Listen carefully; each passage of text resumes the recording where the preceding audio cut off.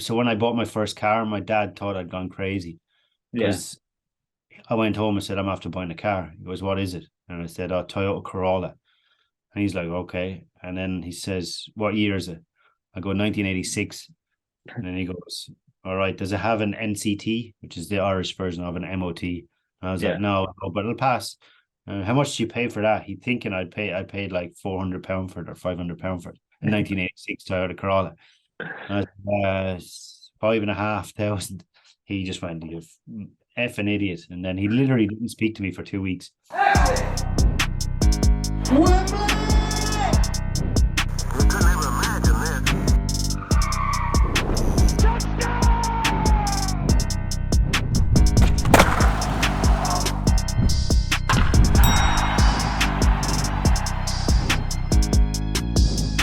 I told you all.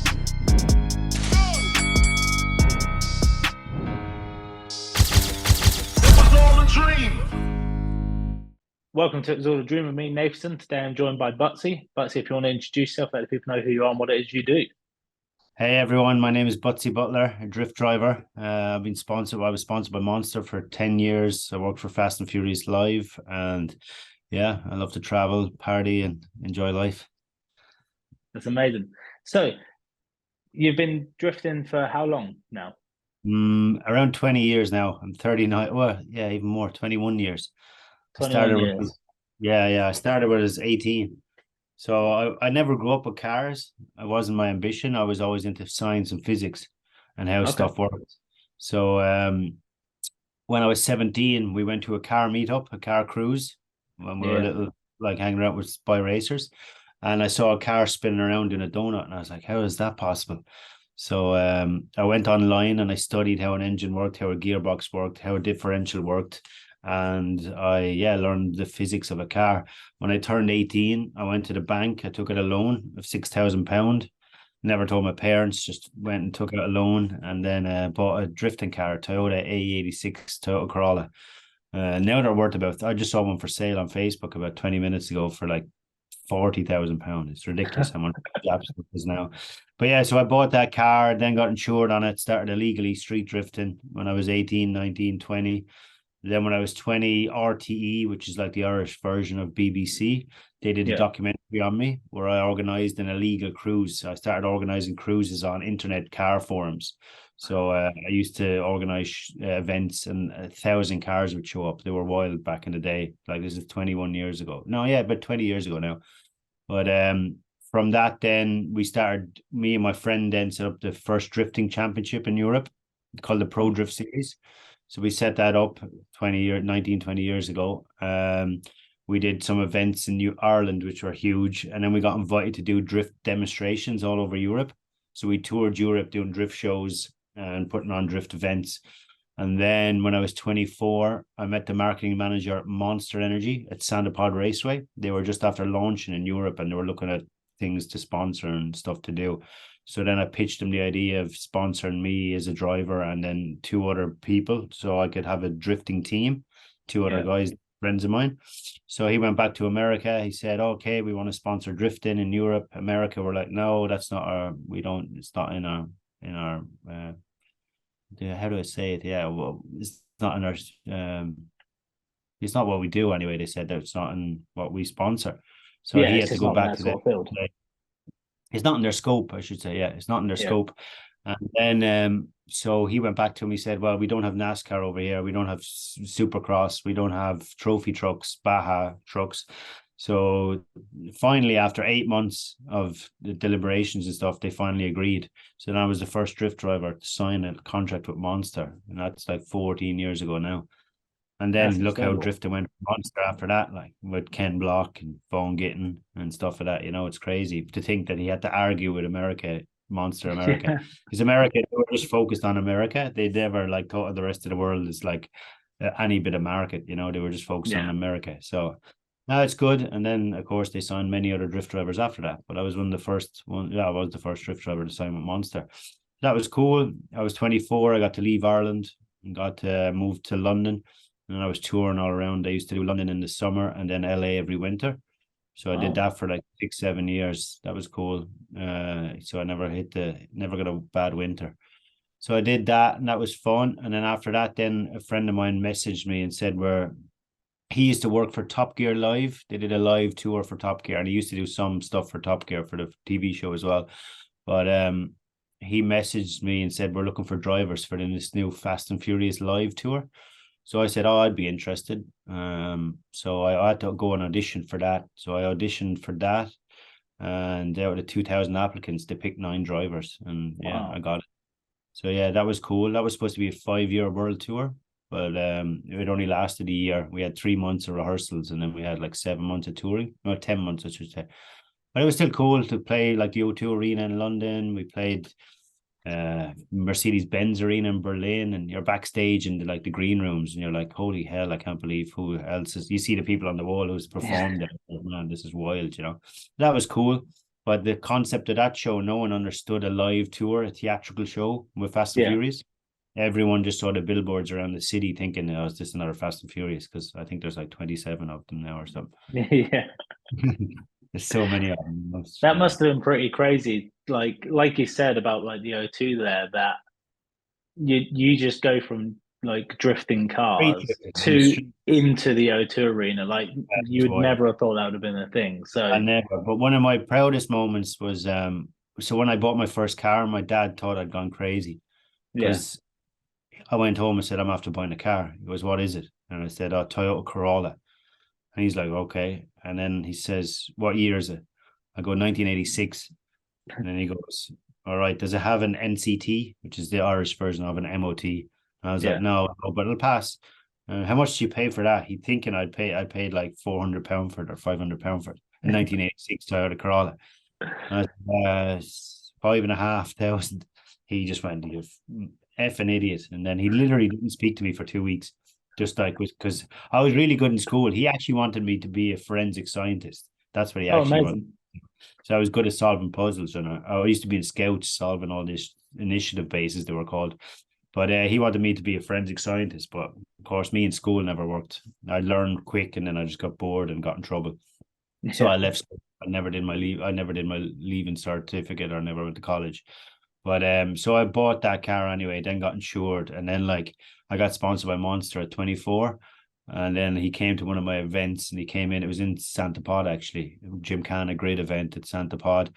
And he came in, and there was a huge, like there was posters up, like, but kind of billboard size. They were huge, and it was like my name and like a picture of me in the car. And he was just like, fair play, you've done well out of this, like, but randomly just buying this drift car and learning the street drift. How many times did the Gymkhana grid host at Santa Pod Raceway? I can remember going to 2. The first one we ever did was in France, south of France, Clermont-Ferrand. We did it there. I remember doing 2 in Santa Pod. I remember doing 1 in Silverstone Car Park. We did another one in Marathon in Greece. And then I think they did another South Africa one, but I wasn't at that. But yeah, they did a few. I think it was 5 or 6 for sure. I remember I went to one at Santa Pod Raceway, to be fair, when Ken Block was over, when he brought the Mustang. Oh, I was there then, yeah. But I ended up partying. Because my friends from Dirty Sanchez came, Matthew Pritchard. We ended up partying on the Saturday night. And then I stayed with a load of girls in a camper van at the track. And then I never made it. I never made it to the event on Sunday. We just stayed up on in this camper van. So yeah, it was funny though, because when I arrived, like they're like, "Where's Buttsy?" And then I like rock out of this like A-team kind of style van, and with like 3 girls. The guys are like, "Oh, there he is!" Like halfway through the day, it's kind of hilarious. But that's what I was a bit rock and roll back then. Well, I still am. But So, would you say that you had many idols? Not necessarily even in the driving like aspect of life, but just overall, for you to be able to go out and just go buy the car and invest in it. Really that was the thing. I can't say I ever did. Like growing up, I tried everything as a teenager. I was tennis coach to kids, and I was playing soccer. I was playing GAA in Ireland, hurling and football. And I did everything just to do something, but I never really had any idols, I guess. I wouldn't think so. It's only when I further met people that liked it, like Ken Block and stuff, and I saw how genius he was at everything he did, his marketing and stuff. So I guess after that, and then, but idols, no, I don't like. I guess like you'd have musical idols but they never helped me in my career. Like Yeah. I grew up listening to Oasis, and I've met the Gallagher brothers now and all that kind of stuff. But no, I never really had. I know people say, "Oh, their father and this kind and this," but no, I never really had any. No. I just always was like, just if I like it, let's do it. It was Yeah. never like, oh, I want to be like that person. I was never ever like that. It was like Yeah, when sure. I was a teenager, I was in a band. I used to play guitar because that's time we were into Stone Roses and Oasis, and then that was cool.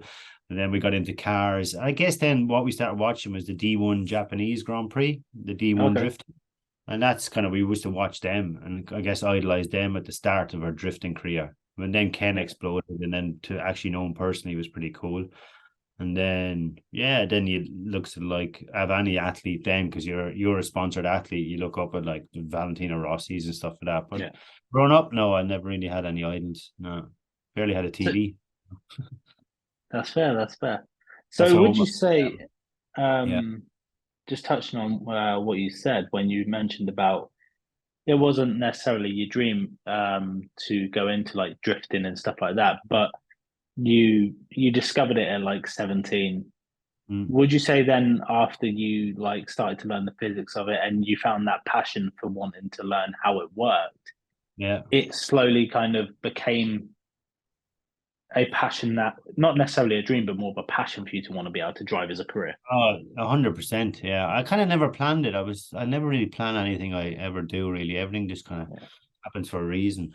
But yeah, no, as soon as I was hooked then, I was just hooked in the whole drift, hooked in the drift scene. So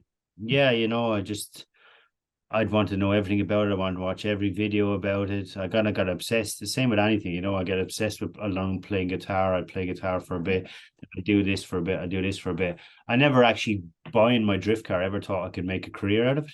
And the only one that ever believed in me was my mom, actually. She's the one that helped me whenever, like, I blew an engine before and she'd take out a loan and, like, she'd fix the engine. She was the only one that ever thought I could do anything with it. Because back when we first bought them, we used to do these small little car events that were like, make you £250 or something, and your expenses covered. But it was like, that's what we started doing at first. But I never saw it like as a career, And then it was only when I got my Monster at 24, I got to go like, holy hell, I'm making money here now. This is crazy. And then it was becoming a reality. But we were the first people in Europe to do drifting, you know what I mean? So there was no one to look up to either. And when you think we are the original like drift guys, and there's only like there's only 3 or 4 guys out of Ireland that actually made it out of Ireland. Dean Carney, James Dean, who's the best in the world. Darren McNamara was out for a while in America, but he's back. But there's only like 3 or 4 of us that made it out of Ireland and made a career from it, which is pretty wild. Yeah, that must be pretty insane because you would have inspired tons of people. Oh yeah, sure. I remember. So I chat to Dean Carney and even James Dean. They would all looked up to us like back, and now they're killing. Like, they were so much better drivers than I ever was. But I guess we paved the way, just like trying to get out of Ireland and the stuff I did.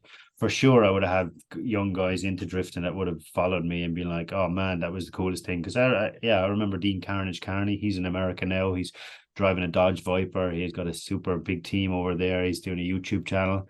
So I like to know that he used to chase me around in his first ever car, watching me drift on the streets. It's kind of funny. But I guess we did inspire a few people. But we were the first to do it. There was only people in Japan doing it before us, So that was kind of cool to be the OGs of drifting. What car are you driving at the moment? Nothing. I actually sold all my stuff. I don't have any interest in them. Yeah, no. Traveling is my thing. So COVID hit in. I had a 530D, a nice Beamer, and I had a camper van. And then when COVID started, there was no work, so I sold them, and then I went traveling. But even when I lived in London for 7 years. There's no point in having a car there. Yeah, true. I don't. That's the way I live my life. I have no bills or no ties, so I can just pack up and go. So the last year now, I've just spent 8 months of the last year living in Thailand. Oh, amazing. Out there. So I had a scooter there, I must be the only race driver that doesn't own a car. I think that's that's quite the way impressive. I do it. I don't like I could have put a mortgage down the house years ago. I could have done that, but I just prefer to live my life just the way I do, like a digital nomad, basically. You know, I can just travel anywhere, go anywhere, and 100%. Yeah. I see you. You've got I believe it was on your story yesterday or something. You're quite excited for something for the future. You Oh got a big yeah, yeah, plan. yeah. I was That's cool, man. No, I can say it to you now. It's not exclusive or anything, you know. But Yeah, sure. basically, I should have done it 10 years ago, but I always say I should have done it then. But I wouldn't have been ready, and I wouldn't have had the headspace because I was just chasing women all the time, so no work would have got done. So no, this summer now I'm going to start a YouTube channel, a travel Okay, vlog. man. So we're going to do a video a week, weekly videos of different cities, and I'm going to tour the world basically. But yeah, we will be doing a lot of them in cars. I can't talk about the cars just yet though, but they will be pretty cool cars, and I'll be going to visit all because the last 10 years, 15 years I've been traveling, unknowns to myself, I've been working away, networking and meeting all these crazy people, you know. So now I'm putting it into fruition that I'm going to go and visit all my friends now and going because I have the craziest life ever. I mean, like, it's crazy. I mean, I've flown on private jets. I've had sex at the Play My Mansion. I've done the Gumball Rally 5 times. I've driven all around the world. I've been to nearly 60 countries, you know. So I have a wild life, and I was thinking, geez, I should have documented it. And now I'm thinking, oh, now is the time to actually do it. So yeah, sure. the plan is to start in July, do a UK and Ireland tour, then go into Europe, and then maybe do some countries on the way to Asia, and then do an Asian tour and then come back. But I plan on, I want to do because I think just the people I can meet. So I looked up the top 10 travel vlogs, and number one is some guy in a camper van going up mountains. Number 2 is some girl at the yoga retreats. Number 3 is someone that goes to some cities. But I want to involve lifestyle, cars, clubbing, like just add a bit more Buttsy style to it, you know. A bit more absolutely. But I think so. No one's really done a car specific kind of travel vlog where I go visit my friends with car garages and check out cool cars in all the cities. So I think that would be amazing, to be honest with you. It does sound really good. I think there's a gap in the market for it 100% because I don't see anyone else that I see on car vlogs are either testing cars or they're going to like drift events or whatever. But my whole thing is I want to mix a Top Gear, the Nelk boys, if you ever heard of the Nelk boys. So the Nelk boys, so I'll show the party side of it. Top Gear because of the cars, and then Travel Man, which is Richard Adeode. It's like a geeky show. But yeah, him and a comedian go to capital cities and he shows like the price of hotels and the price of stuff. So I wanted factual, I wanted about cars, lifestyle, girls, of course, and sex sells, as they say. Yeah, it sounds incredible. I mean, I'll be sure to check it out. Absolutely, I'll be sure to follow that. Awesome. So, I mean, it almost sounds a bit like a gumball sort of. Yeah, but that's the way I describe like it to someone. It's a year-long gumball. Yeah, because gumball is like each day, and each day you're like, holy hell. Like the first gumball I ever did, 2009, we drove from LA to Miami, and that's still the best week of my life. I just got sponsored. I was 24, flew to America. I collected the car in New York and had to drive it to LA for the start, and then it was LA to Miami. So I drove 3,000 miles in 3 days before the rally even started with my dad. He'd never been to America, which is a good story though. He actually took 2 speeding fines for me, because the police officers caught me speeding and went over to his side, he just handed out his license. He never checked was there a steering wheel. It was on the right-hand side. They never saw a Nissan Skyline 4-door ever in their life. So they came over, my dad, we just start laughing. He'd hand out his license. They'd come back and give him the ticket. Like, I'm never coming back to America. But yeah, then I did LA to Miami. I arrived at first time staying in a 5-star hotel, you know, just coming from a little guy from Ireland, getting sponsored by Monster. Monster sponsored a gumball. So I arrive in LA and I'm like, holy fuck, there's Cypress Hill. I'm like, oh my God, there's David Hasselhoff. Oh my God, there's Dennis Rodman. You know, I'm just there with all these people just like, what the hell has happened? So that was cool. We drove from LA to Miami with Pritchard from Dirty Sanchez and 2 other mates. And the cameraman was supposed to come with us for 1 day. But he was getting so much footage with us that he ended up staying 4 days out of the 7. He was supposed to move around from there was 120 cars on the rally.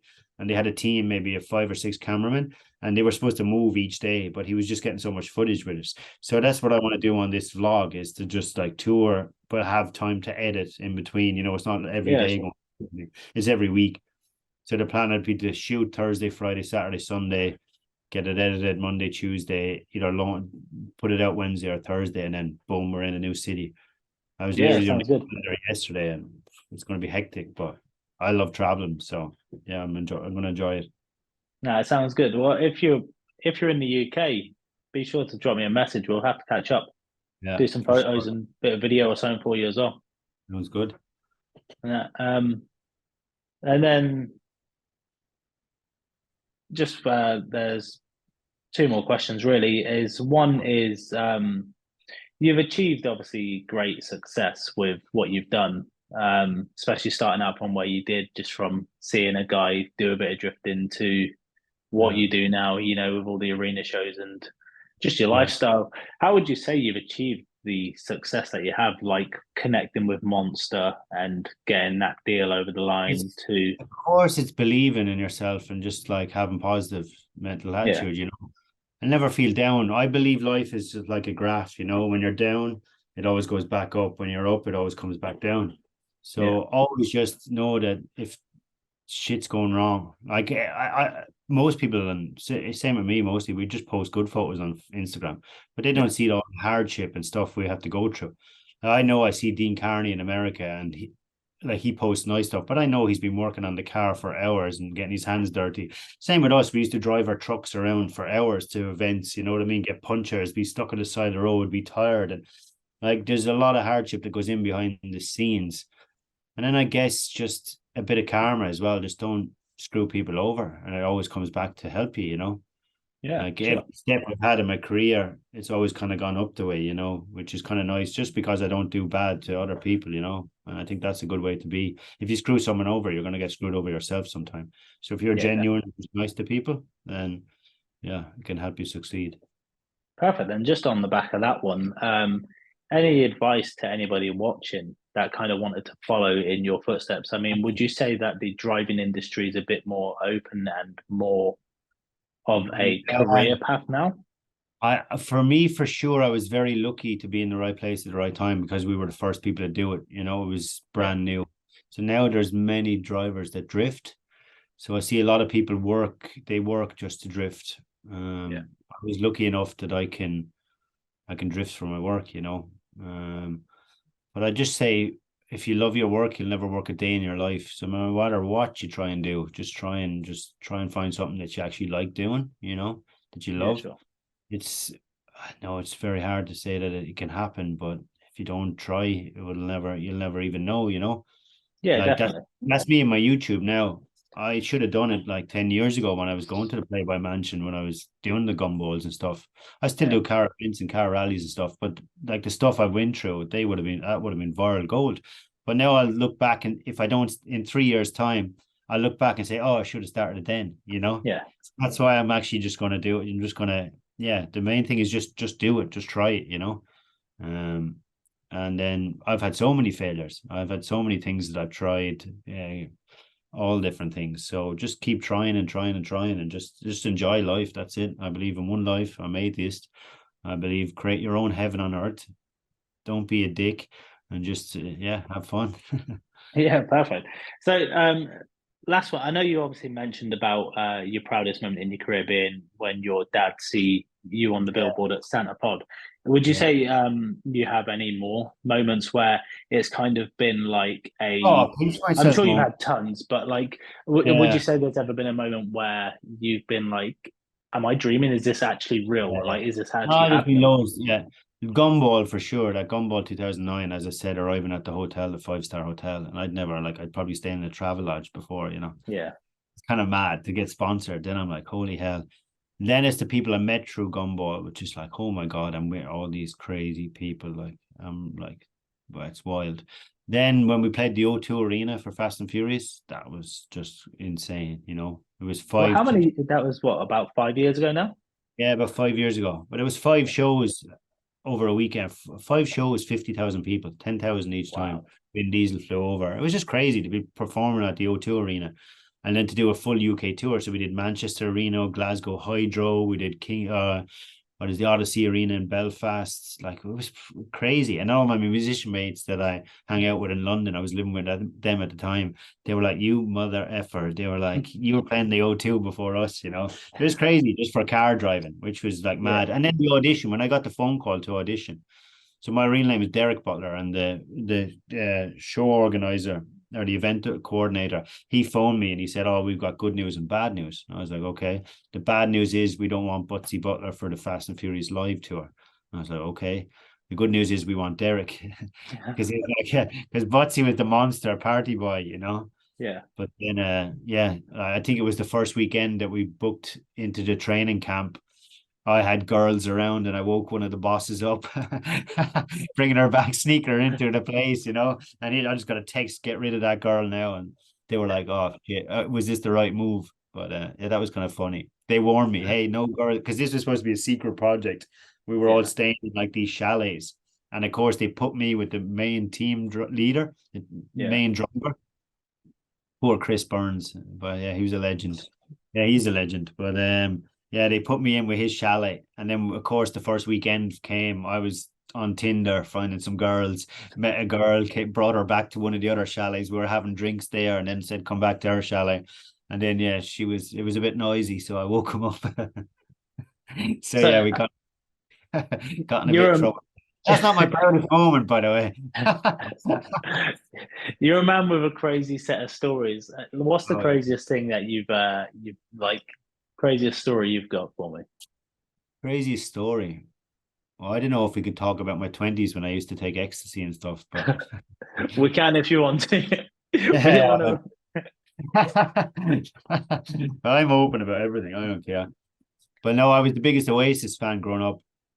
And then I ended up, after the Gumball, I became friends with the Hirst family. Damien Hirst is an artist, a UK Britpop artist.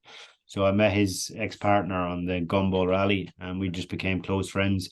So then I started staying, whenever I was in London, I was staying in his son's house, Connor.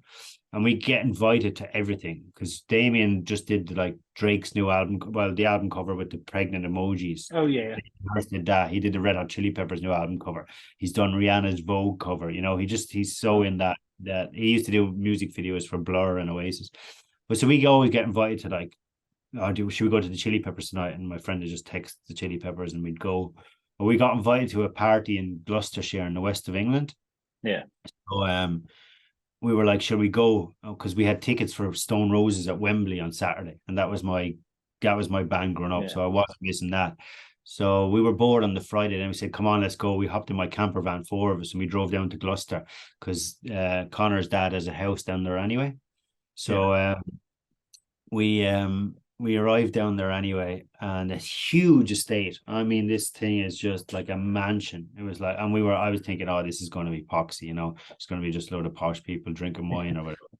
So we arrive anyway, and the security check our names off, and we go in. We walk up to this huge estate. It was like a castle, and we walk in anyway, get a drink, and then I'm like, that's Cara Delevingne. I'm like, "That's cool. I've seen her on TV." You know, I was like, "What the hell?" Then I spot Noel Gallagher, and I'm like, "No way, that's Gallagher." And I was like, "No way, I'm the biggest Oasis fan." So then he spots Connor, my friend, with me, and he calls us over. So we go over anyway, say hello to him, and I'm just standing around going, "This is wild." I'm with Noel, and then Noel was like, "Annie, you want some pills?" I was like, "Fucking too right." But Noel Gallagher gave me a pill, and here I am, like, just like, this is so surreal. This is crazy. And I was like, "This is mad." So I'm here, like, taking pills with Noel Gallagher, and I'm thinking, this is wild. I should have said one of the Gallagher brothers. Allegedly, this happened. But so then a couple of hours later, we're out by the campfire. People are there's parties on in different areas of the estate, you know. People are inside the house, people are up at the lake. There's a campfire outside. So me and my mate were kind of coming down. I looked at him, I said, "Oh, I'd love another pill." And the guy beside me turns over and says, "Oh, here, I've got one. Split that." So he gives us another pill, and I'm like, "Man, this is wild." So then lucky I'm not sponsored by Monster or anything anymore, huh? But then so he turns to me and starts talking. I said, "How are you?" He goes, "Oh, good. I just flew in from New York. I'm here for this party. We find out then this party only happens once every 10 years. And we were lucky enough in this estate. It's some big music family or someone like that puts on this party. So it's kind of the who's who of everyone there in the music industry. So anyway, the guy turns over to me after giving me the pill and he's chatting away to me. And we have this 25 minute deep conversation about his mum. He just had to fly in from New York and he starts telling me about his mum suffering from dementia. So we were chatting away, like, oh, so sorry to hear, and la la la la la. And we have this cool heart to heart. Then he says, oh, I'm heading back inside. So I'm like, see you later. And I turn back to my friend and my friend goes, you know who that was? I was like, no. He goes, that's Sean Lennon. That's John Lennon's son. He's just been chatting to me for 20 minutes about Yoko Ono after giving me a pill. I'm like, this is too surreal. This is crazy. This is mad. So then anyway, we kind of party a bit more and then I finally sleep. We get in my camper van, drive back to London. We go to London anyway. And we get showered, changed, and get on the tube to Wembley. We arrive at the Stone Roses. We meet Damien Hirst and his friend, and we go up to the friends and family VIP area. So here I am with like all the Stone Roses wives and their kids and stuff, Ian Brown kids, and I'm like, oh man, this is surreal for growing up listening to the Roses. Yeah. So we go out anyway. We sit in the VIP area, and about the concert starts, and then the security guy comes up to Damien, and Damien and his friend disappear with the security guard. About 5 minutes later, then the security comes back up and asks which one he is, Connor, my friend. And Connor's like me, and he goes, oh, how many are you with? He goes, 4 of us. So they said, oh, come on, your dad's down here with David Beckham. So yeah, wow. we go into Wembley and we take an elevator down. We walk out the actual tunnel with the security, and there's Beckham with his 2 kids watching the Stone Roses, and then Damien, his friend. So there's about 8 of us then, 9 of us, and we're watching the Stone Roses at the players' dugouts at Wembley Arena, Wembley Stadium. So I was like, this is wild. The following weekend, we have tickets for Glastonbury, VIP again. So we go to Glastonbury and we're backstage there. This is what, like, Brad Pitt walked past and it was all like, what the hell am I doing here again? I always have these mad moments. And then I spot Noel again. And I had some pills on me. So I went over and said, thanks for last weekend. And he was like, no, I've got the good ones again. So he gives me the pills 2 weekends in a row. No, I was like, this is so crazy. But yeah, that's one of the craziest 2 weekends. Like, that sounds insane. You should have documented it. Yeah, that would have been mad, huh? And then the only time I've ever been starstruck was Dr. Dre. I've met a lot of celebs, but Dr. Dre was the only one that I went, oh my God. We were in the Standard Hotel in LA on Sunset. And I was going there with the Dudesons. There's these Finnish. Oh yeah, I know them. Like Jackass, right? Jackass guys, yeah. So I was with them, and they invited me along. They were with Kimi Räikkönen's wife in there. She was Kimi Räikkönen's a F1 driver. So we go in anyway, and then I'm with a bunch of friends standing in a circle, and I see Dre, and he walks into the toilet, and I'm there to my friends. Oh my God, it's Dr. Dre. I was like, because I love his music growing up, and I was like, that one person I never expect to meet. I mean, I've met Tyson, I met a lot of celebs, but it's just Dre. I just couldn't believe I saw him. And then 2 guys that were with tried to go over and go into the bathroom, but the security stopped them. We were like, I told you, it definitely has to be Dre. And then he came out on the phone. As another one, you're just in a situation where you don't want to go ask for a photo. Yeah. Two of their gang did, but I never took a photo with him. Him and Tyson, I should have took photos with, I guess. And Noel, I've met Noel 3 times now, Noel Gallagher. I've never asked for a photo. But it's just some situations that you're in, you never really want to. Just live in the moment, right? Yeah, exactly. Just live in the moment. Yeah, like sure. People, I find, especially with like A-list and stuff like that, when you drop that question on them, it shifts from a fan to just a like you go from genuine nice interaction to a fan, and they're a bit more reserved then because they've got. When I'm traveling this time, I'll have my videographer, so I get him to be like, "Hey guys, can we get a photo?" It doesn't come from me, so I was like, "All right, he's just doing that for his socials, you know." Yeah. Right, well, that wraps it up for me, my man. So I really appreciate your time today. Yeah, well, for anyone following, it's at Buttsy Butler, Buttsy Butler. You can check my Instagram. I don't really use Facebook anymore, but might start it. And then the YouTube channel will be Buttsy Butler, UTV, Ultimate Travel Vlog. All right. We'll make sure we get it on here. Thank you for tuning into this episode of It Was All a Dream. We appreciate your time and support. We hope that you enjoyed the episode and you feel inspired to achieve your dreams. Be sure to give us a follow on social media. We're on Instagram, TikTok, YouTube and Twitter, where you can contact us and stay connected with us if you have any feedback on the episodes or guest recommendations. Be sure to stick around after this to see what's upcoming in the next episode. Thank you.